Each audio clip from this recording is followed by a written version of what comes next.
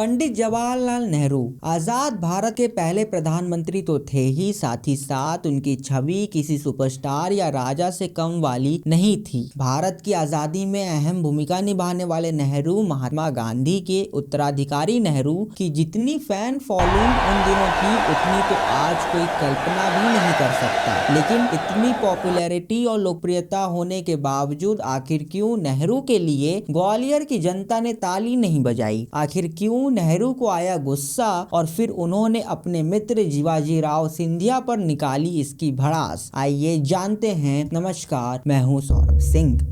भारत के पहले प्रधानमंत्री पंडित जवाहरलाल नेहरू ने आज़ादी से कई साल पहले ही साल 1929 के कांग्रेस अधिवेशन में कहा था कि भारतीय रियासतें भारत के बाकी हिस्सों से अलग होकर नहीं रह सकती। मैं राजाओं और युवराज जन में विश्वास नहीं रखता। राज्यों के भविष्य का निर्माण का अधिकार केवल वहाँ की जनता के पास है। फिर 1939 आते आते नेहरू कहते हैं कि राजशाही व्यवस्था कालातीत हो चुकी है और अब उसका कोई औचित्य नहीं बचा। विचारधारा से सोशलिस्ट नेहरू शुरू से ही राजशाही के खिलाफ थे। खुद देश के सबसे बड़े वकील के बेटे थे नेहरू, और तो और कई राजाओं व युवराजों से उनके अच्छे संबंध भी थे। मगर इन सब के बावजूद लोकतंत्र में पंडित नेहरू का अटूट विश्वास था और यही कारण है कि जब भी उन्हें मौका मिलता वो कोई कसर नहीं छोड़ते राजा महाराजा राजशाही के खिलाफ बोलने से। आजादी से ठीक पहले की ही बात है, नेहरू का रुख रियासतों को लेकर काफी कठोर होता जा रहा था। जनवरी 1947 में नेहरू कहते कि भारत का नया गणराज्य राजाओं की दैवी अधिकारों को स्वीकार नहीं करेगा। वहीं मई 1947 आते आते हमेशा कूल और शांत दिखने वाले पंडित जवाहरलाल नेहरू ने अपना आपा खो दिया और कहा कि जो भी राजा संविधान सभा में शामिल नहीं होगा उसको भारत का शत्रु माना जाएगा। अपने कठोर बयानों के बाद जब नेहरू के हाथ में सत्ता आई तो जाहिर सी बात है कि राजशाही और राजाओं के साथ कोई अच्छे व्यवहार की उम्मीद हम नहीं कर सकते। हालांकि ऐसा नहीं है कि पंडित नेहरू का किसी राजा या युवराज या राजशाही के खिलाफ कोई व्यक्तिगत दुश्मनी हो। इसके खिलाफ वो लगातार ऐसे बयान देते हुए आ रहे थे, ऐसा कतई नहीं है। नेहरू ओवरऑल राजशाही के पूरे सिस्टम के ही खिलाफ थे। नेहरू का झुकाव समाजवाद की ओर था, इसलिए वो राजशाही और वंशानुगत विशेष अधिकारों के कट्टर विरोधी माने जाते थे। वे अक्सर कहते थे कि भारत के राजकुमार मुफ्तखोर और चापलूस हैं। नेहरू ये बातें अच्छे से समझते थे कि भारत में मौजूद राजशाही के राजाओं में बहुत से ऐसे भी राजा थे जिन्होंने समय समय पर अंग्रेजों के सामने घुटने टेके और उनका पूरा समर्थन दिया। नेहरू के रवैये से उनको कई बार कांग्रेस के अंदर भी आलोचनाओं का सामना करना पड़ता था। उन दिनों कांग्रेस के अंदर जितने भी मतभेद होते थे वो पार्टी के पटल पर रखे जाते थे और उस पर चर्चाएं होती थी। तो वहीं नेहरू ने भी संसद और पार्टी के भीतर बार बार सवाल उठाया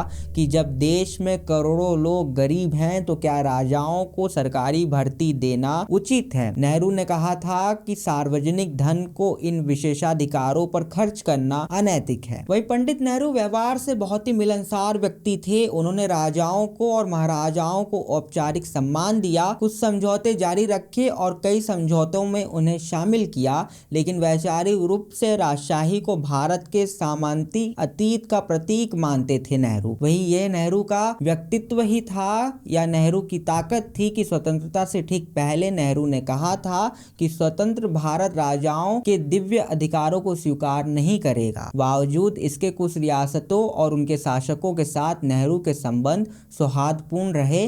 कई महाराजाओं ने कांग्रेस की नीतियों का समर्थन किया और देश की एकता के पक्ष में सक्रिय भूमिका निभाई। और अगर उदाहरण की बात करें तो सबसे प्रमुख इसमें मैसूर और पटियाला के शासक हैं। मैसूर के शासक महाराज जय चामराजे वाडेयर आधुनिक शासन में व्यवस्था रखने वाले राजा थे। इन्हीं का राज उस समय पहले से ही लोकतांत्रिक संस्थाओं वाला था। 1881 में प्रतिनिधि सभा बनी थी और 1913 में निर्वाचित मंत्रिमंडल स्थापित हो गया था। इस प्रगतिशील पृष्ठभूमि ने नेहरू का विश्वास जीता और महाराज वाडेयर ने भारत की आजादी के ठीक पहले 9 अगस्त 1947 1948 को सबसे पहले स्वचालित रूप से इंस्ट्रूमेंट ऑफ एक्सेशन पर हस्ताक्षर कर भारत में अपने राज्य को मिलाया था। बाद में वह भारत के राज्य राजस्थान के पहले राज्यपाल भी बने। तो और महाराज वाडेयर ने नेहरू की शिक्षा और विज्ञान के प्रति रुचि की खुले दिल से प्रशंसा की। 28 दिसंबर 1948 को जब नेहरू मैसूर विश्वविद्यालय से मंत डायरेक्टर की उपाधि पाने पहुंचे तब महाराज ने कहा था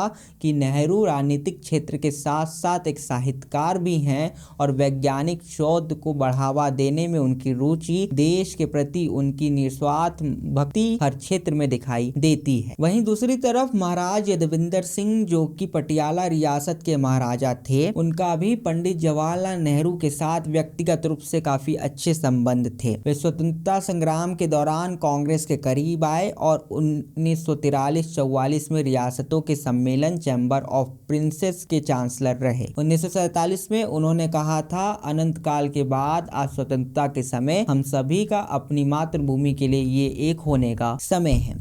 आज़ादी के बाद पटियाला सहित आसपास की कई रियासतों को मिलाकर पटियाला और पूर्वी पंजाब राज्य संघ बनाया गया। यदविंदर सिंह राज्य के पहले राज्य प्रमुख नियुक्त हुए, जो दिखाता है कि नेहरू सरकार ने शासकों पर भरोसा जताया जो एकता के साथ सहयोग कर रहे थे और जो राजशाही को छोड़ भारत के विकास के लिए योगदान देने को तैयार थे। उनसे पंडित नेहरू का कोई विरोध नहीं था। पंडित जवाहरलाल नेहरू की राजा महाराजाओं के साथ जो मित्रता थी वह सिर्फ एक दो व्यक्तियों तक सीमित नहीं थी। इन्हीं उदाहरणों के साथ आगे बढ़ते हुए आपको बता दें कि शिवाजीराव सिंधिया जो कि ग्वालियर घराने के महाराजा थे, आजादी के बाद ना चाहते हुए भी कांग्रेस से जुड़े हुए थे, क्योंकि उस समय कई सारे राजा महाराजाओं के पास इसके बजाय दूसरा कोई विकल्प नहीं था, क्योंकि आजाद भारत में राजशाही समाप्ति की ओर थी और राजाओं को यह तय करना था कि वह राजनीति की ओर अपनी कदम को आगे बढ़ाए या फिर व्यापार की ओर। उस दौरान शिवाजीराव सिंधिया ग्वालियर में काफी लोकप्रिय थे और ये बात प्रधानमंत्री पंडित जवाहरलाल नेहरू को नागवार गुजरी। स्वतंत्र भारत में जैसे ही मध्य भारत का गठन हुआ, उसके बाद से ही शिवाजीराव सिंधिया और पंडित जवाहरलाल नेहरू की दोस्ती के किस्से लोगों को सुनाई देने लगे। कई बार नेहरू ग्वालियर या उसके आसपास के इलाकों में जाया करते थे तो उनकी गाड़ी खुद ग्वालियर नरेश शिवाजीराव सिंधिया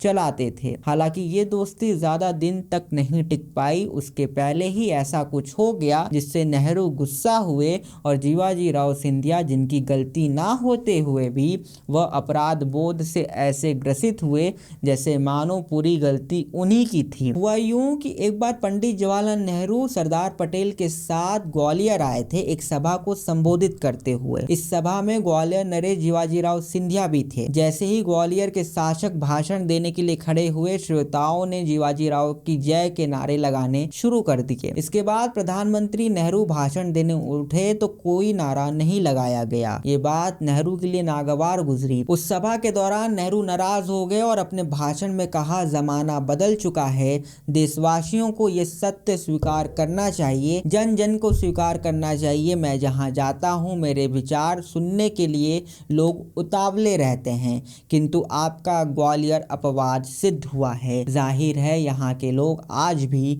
अतीत में रह रहे हैं। राजमाता सिंधिया जो कि शिवाजीराव सिंधिया की पत्नी थी, उन्होंने अपनी आत्मकथा में इस घटना का जिक्र करते हुए लिखा कि नेहरू की अव्यवस्था देखकर मेरे पति ऐसे अपराध बोध से ग्रस्त हुए मानो उनसे ही कोई भूल हुई हो। अंततः भविष्य में उसकी पुनरावृत्ति ना हो, इस बात की पूरी सावधानी बरती गई। नेहरू या उनके स्तर के अन्य कोई कांग्रेस नेता जब भी ग्वालियर भाषण देने आते थे, आयोजक जनसमूह में महाराज अपने सैकड़ों आदमी पहले से ही भेज देते थे, जिनका दायित्व वक्ता के भाषण के दौरान तालियां बजाने और जयकारे लगाने का होता था।